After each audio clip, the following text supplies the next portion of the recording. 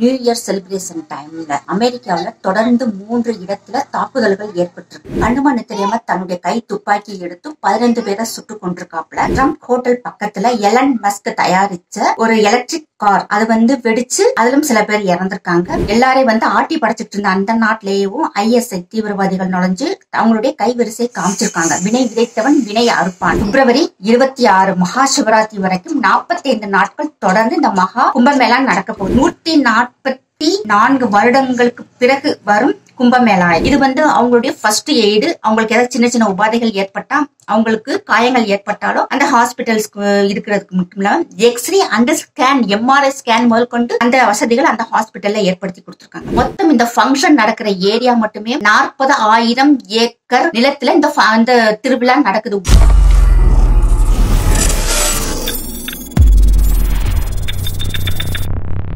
வந்தே மாதரம். சாமானியன் குரல் தேசியவாதிகளுக்கு எனது பணிவான வணக்கங்கள். நியூ இயர் செலிப்ரேஷன் டைம்ல அமெரிக்காவில் தொடர்ந்து 3 இடத்துல தாக்குதல்கள் ஏற்பட்டிருக்கு. முதல் தாக்குதல் சம்சுதீன் ஜப்பார் என்னும் ஒரு ISI தீவிரவாதி கண்ணுமண்ணு தெரியாம டிராக்டரை ஓட்டிட்டு அந்த சக்கரங்கள்ல பல பேர் நசுங்கி செத்தது மட்டும் இல்லாம கண்ணுமண்ணு தெரியாம தன்னுடைய கை துப்பாக்கி எடுத்து 15 பேரை சுட்டு கொண்டிருக்காப்ல. 35 பேர் படுகாயம் அடைஞ்சிருக்காங்க. இப்ப வரைக்கும் சீரியஸ் கண்டிஷன்ல தான் இருக்கிறாங்க. ஒரு 50 பேர் காயம் அடைந்து ஹாஸ்பிட்டல்ல இருக்கிறாங்க. அதற்கு அடுத்து ட்ரம்ப் ஹோட்டல் பக்கத்துல எலன் மஸ்க் தயாரிச்ச ஒரு எலக்ட்ரிக் கார் அது வெடிச்சு அதிலும் சில பேர் இறந்திருக்காங்க. 3வது இடத்துல ஒரு நைட் கிளப் கியூன் என்ற நைட் கிளப்ல ஒரு மர்ம நபர் 11 பேர்கள் தன்னுடைய கை துப்பாக்கினால சுட்டு கொண்டிருக்காங்க. கிறிஸ்தவர்கள் டிசம்பர் 25 இருந்து ஜனவரி வரைக்கும் ஒரு நல்ல குதூகலமா சந்தோஷமா ஒரு விடுமுறை நாட்கள்ல கொண்டாடக்கூடிய ஒரு விழா. அமெரிக்கா எல்லாருக்குமே அன்னை எல்லாரையும் ஆட்டி படைச்சிட்டு இருந்த அந்த நாட்டிலேயும் ISI தீவிரவாதிகள் நுழைஞ்சு அவங்களுடைய கைவரிசை காமிச்சிருக்காங்க. வினை விதைத்தவன் வினை அறுப்பான். அவங்கதான் எல்லாரையும் தூண்டி விட்டு இப்ப நமக்கு இவ்வளவு பிரச்சனைகள் நடக்கிறதுக்கு ஒரு காரணமே ISI தீவிரவாதிகள் பாகிஸ்தான் மூலமா இந்தியாவுக்குள்ள ஊடுருவி இவ்வளவு அசம்பாவிதங்கள், சின்ன சின்ன பிரச்சனைகள், பெரிய பிரச்சனை எல்லாத்துக்குமே காரணம் அமெரிக்கா அண்ட் டீப் ஸ்டேட் அப்படின்னு சொல்லிட்டு வர்றாங்க. இது எதற்காக இப்ப சொல்றேன்னா, அடுத்து வர்றதுக்கும் அதுக்கும் கனெக்ஷன் இருக்கு. பாதுகாப்பு சம்பந்தப்பட்டது. இந்த வருடம் 2025 இந்தியாவில் உத்தரப்பிரதேசம் மாநிலம் அலகாபாத் என்ற பிரயாக்ராஜ் என்ற இடத்துல மகா கும்பமேளா என்கிற ஆன்மீக திருவிழா நடக்க போகுது. மிகப்பெரிய உலகின் வல்லரசாக நாடாக மாறிக்கொண்டு இருக்கிறது. இந்த நாட்டுல இது ஆன்மீக பூமி. மிகப்பெரிய மகான்களும் சித்தர்களும் பிறந்த பூமி, அருமையான பூமி.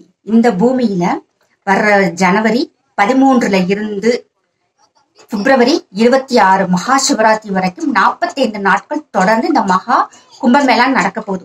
மொத்தம் 4 இடங்கள்ல இந்த கும்பமேளா நடக்கும். 6 மாதத்திற்கு ஒரு தடவை, 6 வருடங்களுக்கு ஒரு முறை நடக்கும் கும்பமேளாவிற்கு அர்த் கும்பமேளா என்றும், 12 வருஷத்துக்கு ஒரு முறை நடக்கும் கும்பமேளாவிற்கு மகா கும்பமேளா என்றும் சொல்றாங்க. இந்த மகா கும்பமேளா 144 வருடங்களுக்கு பிறகு வரும் கும்பமேளா. இதுக்கு ஒரு சிறப்பான விஷயம் 12 வருஷம் ஒவ்வொரு தடவை நடக்கிறது இல்லையா, இது 12ஆம் முறை நடக்கிறதுனால இது அமிர்தா குளியல் அப்படின்னு சொல்றாங்க. சாதாரண டைம்ல போய் குளிக்கிறதுக்கும் இந்த முறை போய் அங்க புனித நீராடலுக்கும் அதிகமான வித்தியாசம் இருக்கு அப்படின்னு சொல்றாங்க. அதனால இது மிக விசேஷமான கும்பமேளா அப்படின்னு சொல்றாங்க. இதுல கலந்துக்கக்கூடிய எண்ணிக்கை மொத்தம் 40 to 45 கோடி பக்தர்கள் கலந்துக்குவாங்கன்னு சொல்றாங்க. இந்த இவ்வளவு மக்களுக்கு அந்த கவர்மெண்ட்னால பாதுகாப்பு கொடுக்க முடியுமா? அது மட்டும் இல்லாம எப்படி உங்களால இவ்வளவு பேரை சமாளிக்க முடியும்? நீங்க என்ன பாதுகாப்பு கொடுப்பீங்க? இது உத்தரப்பிரதேச மாநில முதல்வர் யோகி ஆதித்யநாத் அவர்கள் மேல 3 குற்றச்சாட்டுகள் வைக்கிறாங்க. முதல் குற்றச்சாட்டு, இவ்வளவு 40 to 45 கோடி பக்தர்களை நீங்க எப்படி பாதுகாப்பீங்க? இரண்டாவது, இதற்கு செலவு செய்யும் அமௌண்ட் 4200 கோடி ரூபாய். இவ்வளவு அமௌண்ட் எதுக்கு நீங்க வேஸ்ட் பண்றீங்க அப்படின்னு கேக்குறாங்க. மூன்றாவது குற்றச்சாட்டு, அங்க இஸ்லாமியர்களுக்கு அனுமதி இல்லை, அதாவது இஸ்லாமியர்கள் கடை போடுவதற்கு அங்கு அனுமதி இல்லை அப்படின்னு இந்த 3 குற்றச்சாட்டுகளை அவங்க மேல வச்சிருக்காங்க. ஃபர்ஸ்ட், இந்த மகா கும்பமேளா நடக்கிறது இந்தியாவுல மொத்தம் 4 இடங்கள்ல நடக்குது. பிரயாக்ராஜ் அண்ட் உஜ்ஜயினி, நாசிக் அண்ட் ஹரித்வார் இந்த 4 இடங்கள்ல நடக்குது. இந்த முறை நடக்கிறது வந்து உத்தரப்பிரதேச மாநிலம் பிரக்யாராஜ்ல நடக்குது. இது மிக விசேஷமாக நடக்கிறாங்க. இந்த இடத்துல 4200 கோடி ரூபாய் வந்து அந்த கவர்மெண்ட் இன்வெஸ்ட் பண்ணுது. பிளஸ் அமெரிக்கா பிளஸ் ஜப்பானுடைய டெக்னாலஜி இதுல அதிகமாக யூஸ் பண்றாங்க.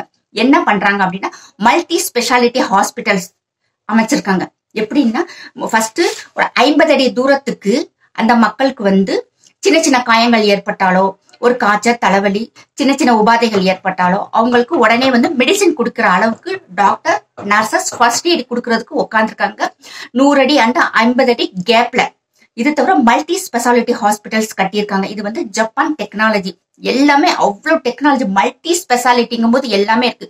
கைனகாலஜிஸ்ட், ஐ ஸ்பெஷலிஸ்ட், டென்டிஸ்ட், சுகர் பாக்குற டாக்டர், பிரஷருக்கு பாக்குற டாக்டர், அது மட்டும் இல்லாம பொது மருத்துவம் பாக்குறதுக்கும் தனியா டாக்டர்ஸ் இருக்கிறாங்க. அந்த இடத்துல ஒரு டென்டிஸ்ட், ஐ ஸ்பெஷலிஸ்ட் இருக்கிறதுலாம் ஒரு மிகப்பெரிய விஷயம். அது மட்டும் இல்லாம main operation theatre, major operation theatre, ICU இதுவும் வந்து கொண்டு வந்திருக்கிறாங்க. பெண்கள் ஆண்களுக்கு தனித்தனியாக வார்டு. அது மட்டும் இல்லாம உள்ள நுழைறதுக்கு ஒரு பகுதியும் வெளியே வருகிறதுக்கு இன்னொரு பகுதியும் ஏற்படுத்தி கொடுத்துருக்காங்க. இது வந்து அவங்களுடைய ஃபர்ஸ்ட் எய்டு. அவங்களுக்கு ஏதாவது சின்ன சின்ன உபாதைகள் ஏற்பட்டா, அவங்களுக்கு காயங்கள் ஏற்பட்டாலோ அந்த ஹாஸ்பிட்டல்ஸ்க்கு இருக்கிறதுக்கு மட்டும் இல்லாம X-ray and scan, MRI scan முதல் கொண்டு அந்த வசதிகள் அந்த ஹாஸ்பிட்டல்ல ஏற்படுத்தி கொடுத்துருக்காங்க. இப்ப நம்ம அங்க போறோம், உணவுகளுக்கு என்ன செய்யறோம்? சின்ன சின்ன ஹோட்டல்ஸ் நிறைய ஆரம்பிச்சு வச்சிருக்காங்க. அது மட்டும் இல்லாம 50 அடி 100 அடி தூரத்திற்கு டீ, காஃபி, ரஸ்க் ஃப்ரீயா தர்றாங்க. பூரி, ஸ்வீட்ஸ் அண்ட் சப்பாத்தி, பொங்கல் இதுவுமே வந்து எவ்வளவு வேண்டாலும் வாங்கி சாப்பிட்டுக்கலாம். இதுவுமே வந்து ஃப்ரீயா தான் கொடுக்குறாங்க. எந்த விதமான காஸ்டும் இல்ல. எத்தனை தடவை வேண்டாலும் எவ்வளவு வேண்டாலும் வாங்கி சாப்பிடலாம். அன்னதானம் பொதுமக்களும் கொடுக்குறாங்க, அந்த கவர்மெண்ட்டும் கொடுக்குது. அப்புறம் அன்னதானம் கொடுக்கறதுக்கு நிறைய சேவா சங்கங்களும் சேர்ந்து இணைஞ்சு இதுல வந்து செயல்பட்டுக்கிட்டு இருக்காங்க. இது ஒண்ணு. இப்ப பாதுகாப்புக்கு நீங்க என்ன செய்வீங்க அப்படின்னு கேட்கும்போது அந்த கவர்மெண்ட் சொல்றாங்க 7 அடுக்கு பாதுகாப்பு நாங்க கொடுத்துருக்கோம். 2 கிலோமீட்டருக்கு முன்னாடியே வந்து எந்த வாகனங்களும் உள்ள நுழைறதுக்கு அலௌடு இல்ல.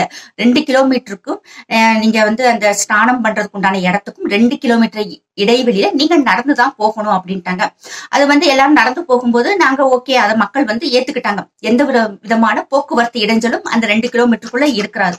அவங்க சாதாரணமா ஜாலியா நிம்மதியா நடந்து போகலாம். அது அவங்க வந்து குதிரை மேல வர்றாங்க. அண்ட் மிகப்பெரிய 3 குழுக்களாக வந்து பிரிக்கப்பட்டிருக்குன்னு சொல்றாங்க. நாகர்கள், சாதுக்கள், சன்னியாசிகள், அப்புறம் இவங்க வந்து 3 பேர் வந்து அங்க மெயின்ல இருக்காங்க. அது கூட பக்தர்களும் பொதுமக்களும் இருக்கிறாங்க. இவங்களுக்கு 5 விதமான வழிகள்ல வந்து ஸ்நானம் பண்றதுக்கு 5 விதமான படித்துறைகளை பிரிச்சு கொடுத்திருக்காங்க. அவங்களுமே போகிறதுக்கு ஒரு வழியும் வெளியே வர்றதுக்கு ஒரு வழியும் தனித்தனியா பிரிச்சு. அப்ப வந்து கூட்ட நெரிசல்கள்ல ஒரே பக்கத்துல போய் ஒரே பக்கத்துல வர தேவையில்லை. ஒரே பக்கத்துல போறோம், அடுத்த பக்கத்துல நம்ம வெளியே வந்துடுறோம். அப்ப இதுல வந்து கூட்ட நெரிசல் வந்து அதிகமான வந்து தவிர்க்கப்படுது. அது மட்டும் இல்லாம நம்ம அங்க உணவு பற்றாக்குறை வந்து எதுவுமே சொல்ல முடியாத அளவுக்கு இருக்கு. இப்ப நம்ம அங்க போறோம், தூரமா போறோம், தங்குறதுக்கு அங்க என்ன ஒரு ஃபெசிலிட்டிஸ் செஞ்சு கொடுத்துருக்காங்க அப்படின்னு பார்க்கும்போது 1.5 லட்சம் டென்ட் சிட்டி, 1.5 லட்சம் டோம் சிட்டி. அது எப்படின்னா டென்ட்லயே வந்து bed, single bed, double bed and family. அதுல வந்து டாய்லெட் வசதி இருக்கு, லாக்கர் வசதி இருக்கு, பெட் வசதி இருக்கு. நமக்கு ஒரு ஹோட்டல்ல, ஒரு ஸ்டார் ஹோட்டல்ல எப்படி இருக்காங்களோ அது மாதிரி தங்குறதுக்கு உண்டான வசதிகள் இருக்கு. பிரைஸ் வைஸா பிரிச்சிருக்காங்க. டீலக்ஸ், நான் டீலக்ஸ், அப்புறம் லக்ஸூரியஸ், அப்படி கொஞ்சம் அந்த ஒரு வசதியானவங்க தங்குற மாதிரியும், அப்புறம் கொஞ்சம் அமௌண்ட் கம்மியா தங்குற மாதிரியுமே வச்சிருக்காங்க. ஆனா எல்லா ஃபெசிலிட்டிஸுமே அவங்களுக்கு இருக்கு, எந்த குறையுமே இல்லை. அவங்க தங்குற இடத்துல இருந்து அந்த கங்கா ஆராத்தி பாக்குறதுக்கு எல்லா ஏற்பாடுகளுமே இங்க இருந்து பாக்குற மாதிரி எல்லா வசதிகளுமே செஞ்சிருக்காங்க. இது மட்டுமே வந்து கிட்டத்தட்ட 5 ஏக்கர்ல செஞ்சிருக்காங்க. மொத்தம் இந்த ஃபங்க்ஷன் நடக்கிற ஏரியா மட்டுமே 40,000 ஏக்கர் நிலத்துல இந்த திருவிழா நடக்குது. உலகிலேயே அதிகமான பக்தர்கள் கலந்து கொள்ளும் ஆன்மீக திருவிழாவாக இதுவும் 40,000 ஏக்கர் நிலத்துல நடக்கும் ஒரு ஆன்மீக திருவிழா. உலக அளவிலேயே வந்து இது மிகப்பெரிய திருவிழான்னு சொல்றாங்க. அதே மாதிரி ஒரு திருவிழாவிற்கு 4200 கோடி ரூபாய் ஒரு கவர்மெண்ட் செலவு பண்றது இது அதிகம் தான் சொல்றாங்க. இந்த அதிகம் சொல்றதுக்கு அந்த கவர்மெண்ட்டுக்கு எவ்வளவு வருமானம் வருது? இவங்க 4200 கோடி ரூபாய் இன்வெஸ்ட் பண்றாங்க. அந்த கவர்மெண்ட்டுக்கு வர்ற வருமானம் மட்டுமே 16,000 கோடி. அது மட்டும் இல்லாம 1,20,000 கோடி டு 1.5 லட்சம் கோடி வருமானம் அந்த மாநில மக்களுக்கு நேரடியாகவும் மறைமுகமாகவும் வருது. வெறும் 45 நாட்கள்லயே இவ்வளவு வருமானம் வருது. இவர் வெறும் 4,000 கோடி தான் இன்வெஸ்ட் பண்றாரு, அந்த கவர்மெண்ட்டுக்கு 16,000 கோடி வருது.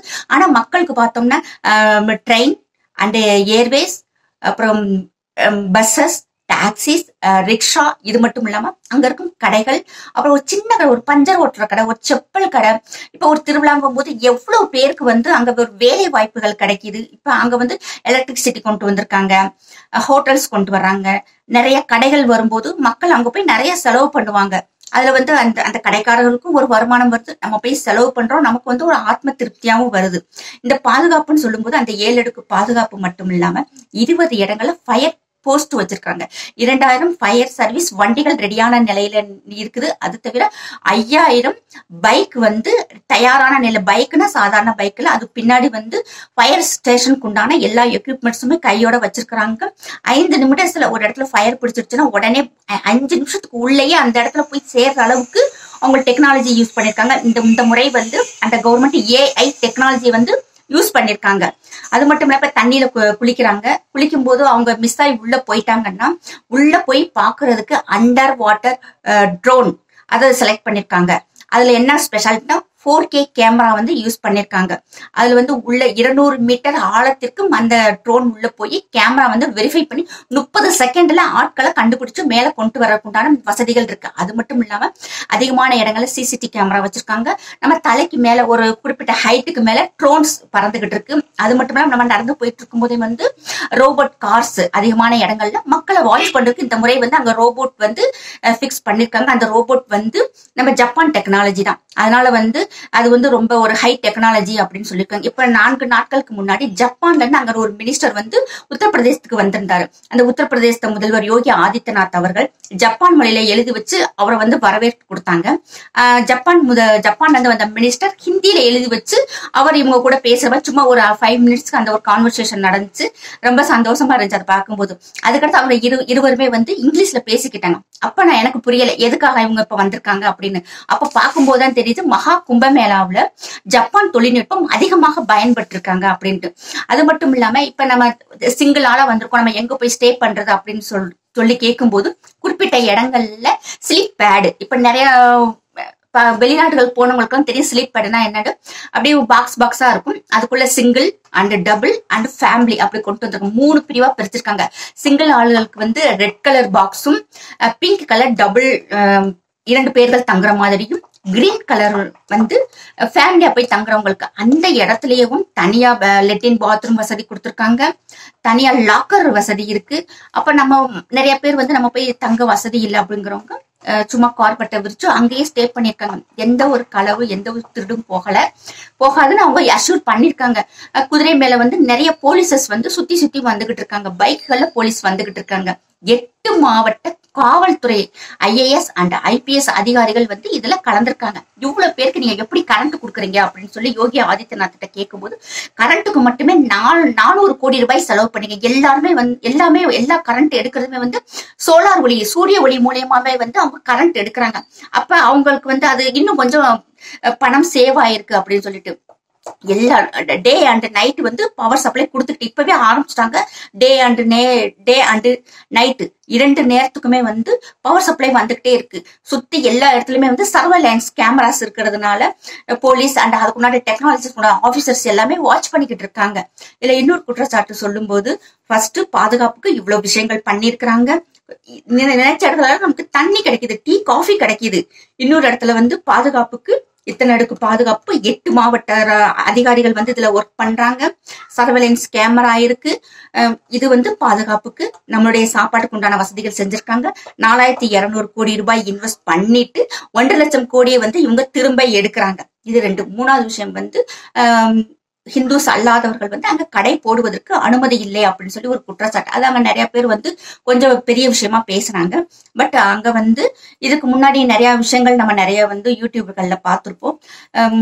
நிறைய பேர் அதை எச்சி துப்பி வந்து அவங்களுக்கு சாப்பாடு கொடுத்தது. இப்ப காவடி யாத்திரா நடக்கும் போதுமே வந்து யோகி ஆதித்யநாத் அவர்கள் அவங்கவுங்க ஹோட்டல் அவங்கவுங்க கடையில வந்து ஹிந்து பேர் வைக்காதீங்க, நீங்க முஸ்லீம்னா முஸ்லீம் பேர் வைங்க, ஹிந்துனா ஹிந்து பேர் வைங்க, கிறிஸ்டின்னா கிறிஸ்டின் பேர் வைங்க அப்படின்னு சொல்லி காவடி யாத்திரா சமயத்துல கொண்டு வந்து மிகப்பெரிய சர்ச்சையாச்சு. இப்ப அதை வந்து அமல்படுத்திட்டாங்க.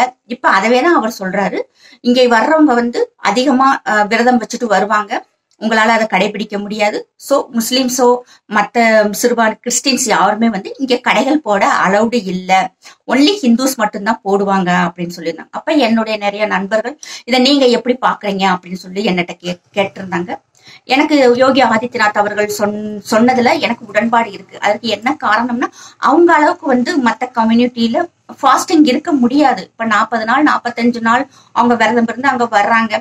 அவங்களுடைய புனிதத்தன்மை கெடாம இருக்கணும்னா யோகி ஆதித்யநாத் சொன்னது வந்து சரின்னு நான் நினைக்கிறேன். அதே மாதிரி அங்க வர்ற மத்த பக்தர்களும் சரி, சாமிகள், சாதுக்கள் எல்லாருமே வந்து இதை ஏத்துக்கிட்டாங்க.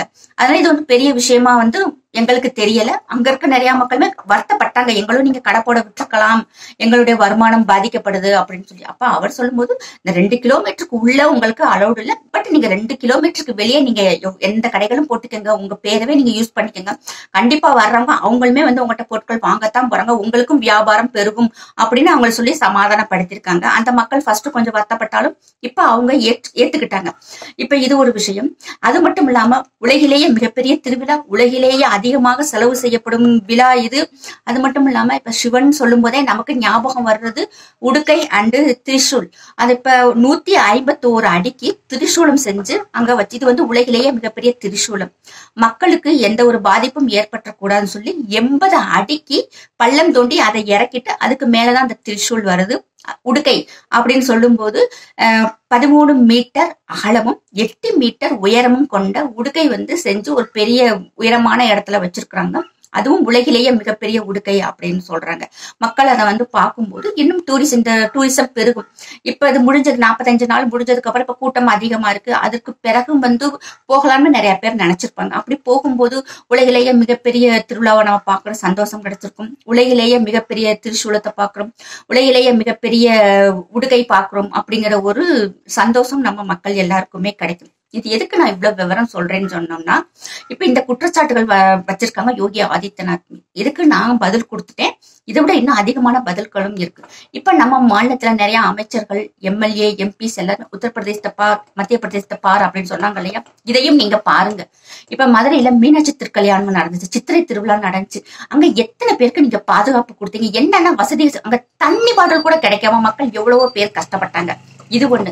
அது மட்டும் இப்ப சென்னையில வந்து விமான திருவிழா நடத்தினாங்க மிலிட்டரி ஆபீசர்ஸ் சைடுல. அவங்க ஆல்ரெடி வந்து அனௌன்ஸ்மெண்ட் கொடுத்துட்டாங்க, நோட்டீஸ் கொடுத்துட்டாங்க, நாங்க வந்து இப்படி திருவிழா நடத்த போறோம், நீங்க மக்களுக்கு பாதுகாப்பு கொடுங்கன்னு சொல்லியுமேவும் நம்முடைய தமிழக அரசு மக்களுக்கு போதிய பாதுகாப்பு கொடுக்கல. குடிக்கிறதுக்கு தண்ணி இல்ல, ஒரு பாத்ரூம் ஃபெசிலிட்டிஸ் இல்ல.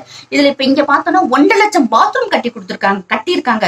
நினைச்ச இடத்துல பாத்ரூம் இருக்கு, டாய்லெட் ஃபெசிலிட்டிஸ் கொடுத்திருக்காங்க, ட்ரெஸ் மாத்துறதுக்கு தனித்தனியான அறைகள் கொடுத்திருக்காங்க. ஆனா இங்க வந்து நம்மளுடைய மக்களுக்கு ஒரு டாய்லெட் ஃபெசிலிட்டிஸ் இல்ல.